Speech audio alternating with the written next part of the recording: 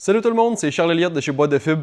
Aujourd'hui, je vous montre comment faire l'installation de votre couvert rigide Eland. Pour faire notre installation aujourd'hui, on va utiliser le GMC Sierra 2500, mais sachez que l'installation est vraiment semblable pour la plupart des modèles. Commander un gros item comme ça sur Internet, je sais que ça peut être intimidant, mais vous allez voir, c'est pas si pire que ça.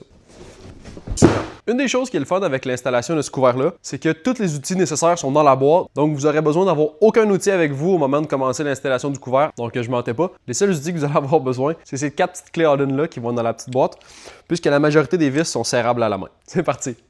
La première étape va être de venir installer le joint de cloison avant, aussi appelé Bulkhead Seal. Il va venir se placer sur le devant de la caisse, entre les côtés, le plus loin possible de la cabine. On va l'installer peu importe que la surface soit peinte ou rugueuse. La seule chose, c'est que s'il y a un rebord en plastique qui est à la même hauteur que le bord de la caisse, on n'en aura pas besoin. L'objectif de ce seal-là, c'est seulement de venir uniformiser la hauteur entre le côté et le devant de la caisse pour faire un bon seal tout le tour.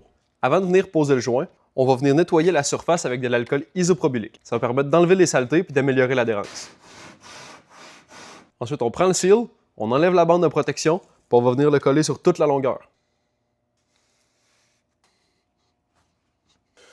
Une fois que c'est fait, on va couper l'extrémité avec une paire de ciseaux. Donc, deuxième étape, la fixation des rails. La première chose à faire pour installer ces rails-là, ça va devenir glisser les petites pinces. Il y en a 6 de livrés avec le couvert, on va en mettre 3 de chaque côté. On va commencer par en mettre 2 dans le devant de la traque. Une comme ça qu'on va venir pousser presque jusqu'au petit bâton, ainsi qu'une deuxième comme ça qu'on va laisser un petit peu plus en avant. Maintenant, pour le devant de la traque, on va encore mettre une petite fixation dans le devant. On poursuit avec le petit crochet qu'on va venir positionner pour que le crochet pointe vers l'avant. Quand c'est fait, on peut venir accoter la raille et la pousser jusque dans le devant du camion. Ça va être le temps de venir s'assurer que le côté de la caisse est bien pris en sandwich dans tous les petits crochets. Ça tient à peu près. On finit de serrer avec la petite clé Allen. Pour finir la fixation du rail, on va venir serrer les petites bottes en dessous qui vont agir un petit peu comme une contrepine puis qui vont empêcher la petite pince de se desserrer. On va ensuite faire la même chose de l'autre côté pour installer l'autre rail. Troisième étape, puis maintenant l'installation du couvert. On va venir le déposer dans le devant de la caisse avec la petite section proche de la cabine. On va s'assurer que ça recouvre le seal au complet et que c'est bien centré. On s'assure que c'est bien centré de gauche à droite. Puis on va ensuite déplier le couvert en s'assurant bien d'entendre un petit clic à chaque fois. Ça va s'assurer qu'il est bien dans les rails, comme ça. Et le dernier.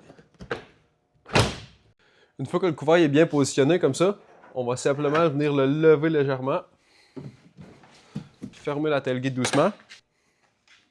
Puis on va fermer le couvert par-dessus la tailgate en s'assurant bien que le seal est fait tout le long. Le couvert ne doit pas trop dépasser, mais au moins embarquer un petit peu pour pas que l'eau rentre. Le couvert est maintenant dans la position voulue, fait qu'on va le refermer complètement vers le devant de la cabine, en faisant attention de ne pas le bouger parce qu'il est dans sa position finale. Pour ce modèle de couvert-là, les fixations en avant sont assez simples. C'est seulement une petite vis comme ça, puis une botte serrable à la main. Pour les fixer, on va insérer la petite vis dans la traque.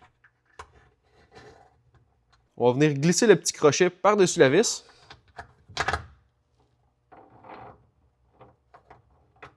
Puis on va glisser notre vis serrable à la main. On va finir par barrer tout ça avec nos petites bottes à oreilles.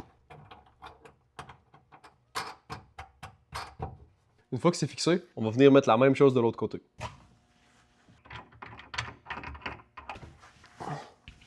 Bon, c'est ce qui conclut notre installation.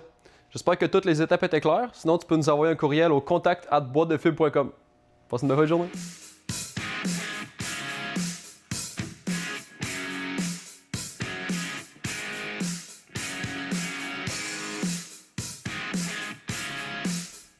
Ciao, bye!